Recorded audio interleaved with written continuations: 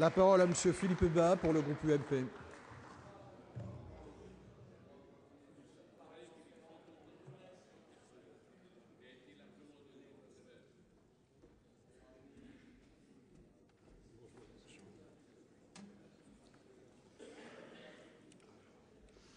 Monsieur le président, mesdames les ministres et madame la garde des Sceaux, vous me permettrez de saluer avec une sympathie particulière madame la ministre déléguée aux Affaires sociales, qui prend sur son temps pour représenter avec vous le gouvernement à un débat dont vous nous dites, les uns et les autres, qu'il n'a en rien trait aux politiques sociales, que ce n'est pas une réforme sociale. Merci donc, madame. Madame et messieurs les rapporteurs, mes chers collègues, j'ai écouté très attentivement chacun et chacune des orateurs, oratrices qui se sont succédés à cette tribune, et je dois dire, après l'avoir fait, que ma conviction en est sortie renforcée. Oui, le peuple français doit se prononcer. C'est la sagesse. Il doit se prononcer parce que cette réforme change le mariage de chacun, autant et même plus qu'elle n'ouvre le mariage pour tous.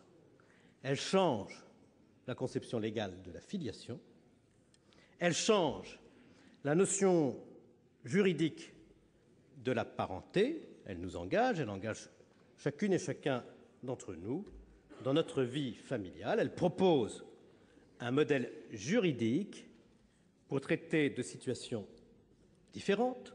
Ce faisant, elle dénature le principe d'égalité au lieu de le défendre. Elle laisse croire qu'un enfant peut avoir deux pères ou deux mères.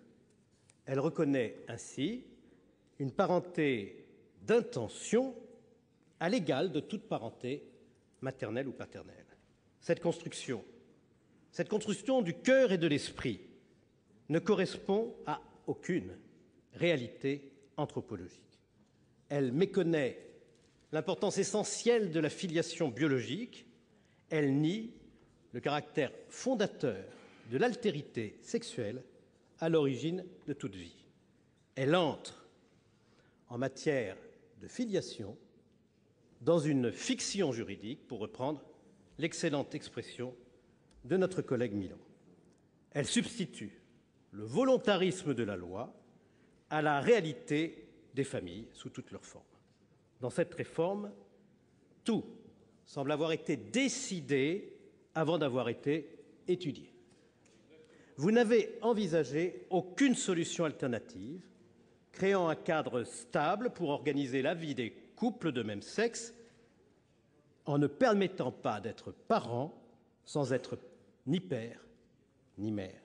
Et vous instruisez un procès en conservatisme contre vos opposants, comme si vous seul étiez à l'écoute des besoins de notre époque, en harmonie avec l'évolution des mœurs.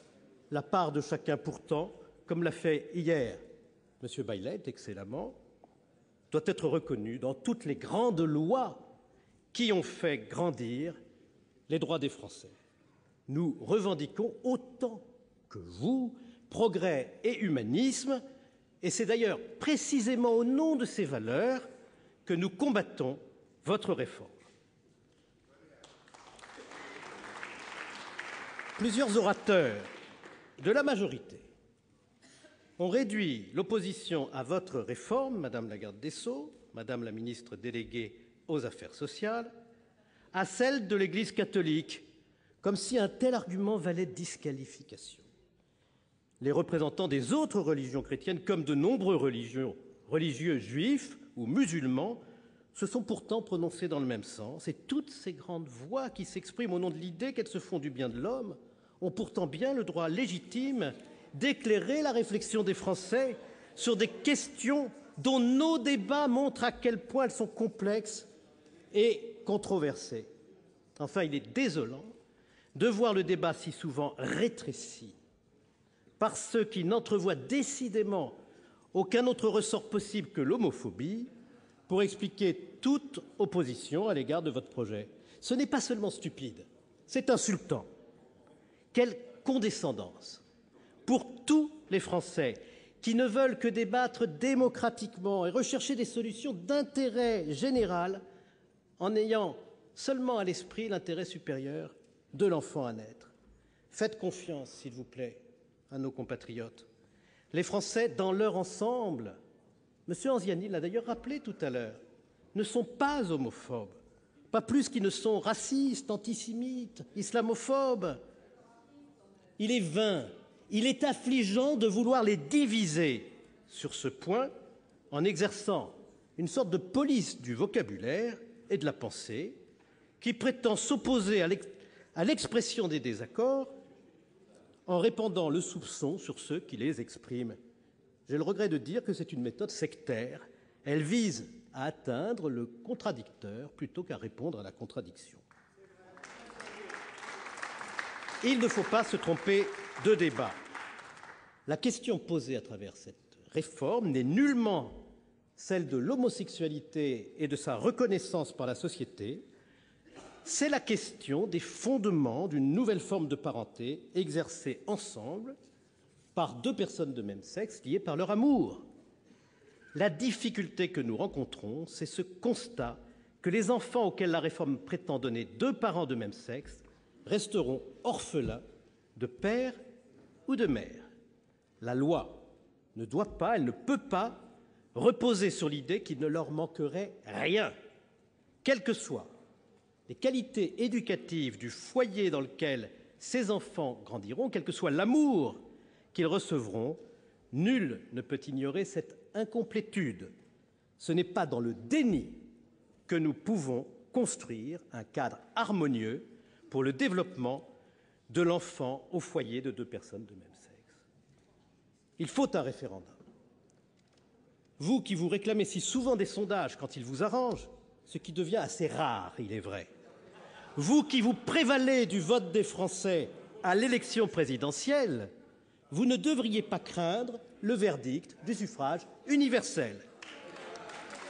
Quand 700 000 Français signent une pétition contre votre réforme, quand tant de familles se mobilisent par centaines de milliers pour dire non, avec sincérité, avec conviction, avec détermination, avec calme, quand la société française se divise à ce point, tous les signaux sont allumés pour vous alerter sur la nécessité de ne pas passer en force et de respecter tous les Français qui s'expriment, au lieu de les caricaturer.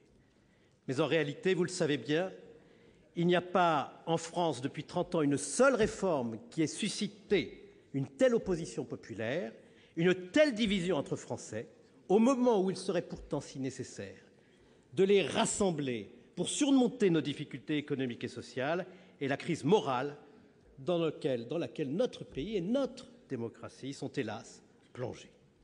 Alors, vous faites une interprétation de circonstance de l'article 11 de la Constitution.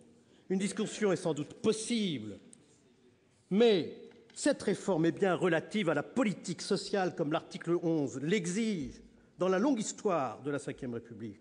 Des interprétations beaucoup plus contestées de l'article 11 se sont finalement imposées à tous. Celle-là est juste. Car comment douter qu'un projet qui porte principalement sur la possibilité pour deux personnes de même sexe de recourir à l'adoption pour être parents ensemble ne concerne pas au premier chef les politiques sociales. Les pupilles de l'État proposées à l'adoption sont confiées à l'aide sociale à l'enfance, que je sache. La gestion des agréments pour les adoptants est confiée dans le cadre de ses responsabilités sociales au président du Conseil général. Mon cher collègue, il faut terminer.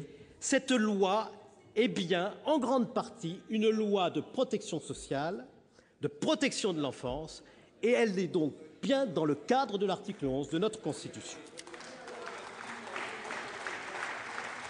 Merci.